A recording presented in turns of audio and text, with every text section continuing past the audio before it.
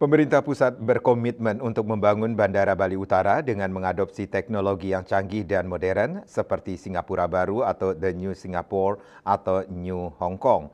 Hal ini disampaikan Presiden RI Prabowo Subianto.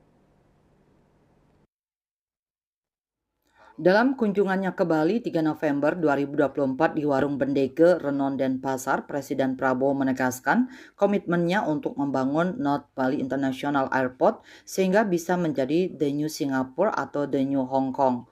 Bangsa Indonesia harus bekerja keras dan berani berpikir yang besar.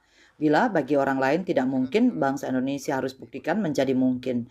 Indonesia harus makmur dan adil. Seluruh rakyat Indonesia harus menikmati kemakmuran, tidak hanya segelintir orang. Untuk itu, Prabowo meminta pemimpin di Pulau Dewata ini agar bekerja keras dan berjuang agar Bali menjadi ujung tombak kebangkitan Indonesia Timur. Presiden Prabowo meminta pemimpin Bali membuat Bali sebagai ujung tombak kebangkitan Indonesia Timur.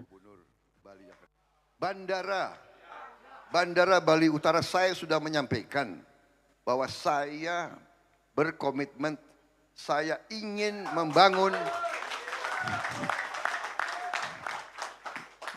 North Bali International Airport.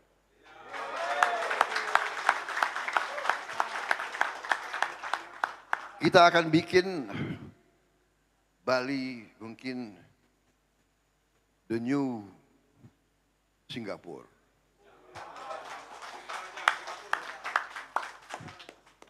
The new Hong Kong. Bagaimana? Pusat, ya. Jadi nanti kawasan ini bekerja keras dan kita harus berani berpikir yang besar.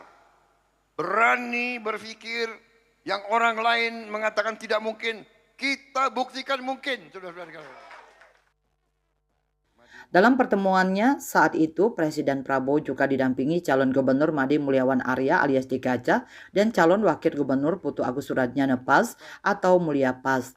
Tokoh-tokoh seperti DPD RI, Ida Bagus Rai Dharma Wijaya Mantra, Made Mangku Pastike, serta kader dan calon wali kota dan bupati di sejumlah kabupaten kota. Tim Liputan Bali TV.